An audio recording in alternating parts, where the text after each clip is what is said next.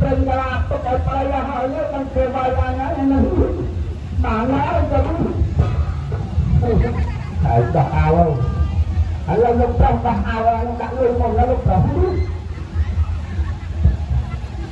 ហើយយកមកដាក់លោកដាក់យកមកហើយលោកប្រុសរងតែលុយចានដល់ហើយវាដាក់ខាងក្រៅមកស្រួលដាក់ខាងក្រៅមកឲ្យលុយហើយអញស្ដាប់ของដាក់ទៅលុយហ្នឹងក៏តែលុយសម្រាប់100ចាំពីច្រើនមិនទៅដែរណាលុយដាក់ងងទៅទៅនេះដាក់អត់ហើយក៏ប្រយកទៅដាក់មកហើយមកទេមកទេដល់ហើ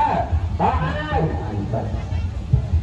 មកអូននេះគឺទៅដល់ហើយដោះស្បាដែរទៅប្រហែលដល់ហើយស្បាហើយមិនបាច់តទេមកដោះស្បាហើយ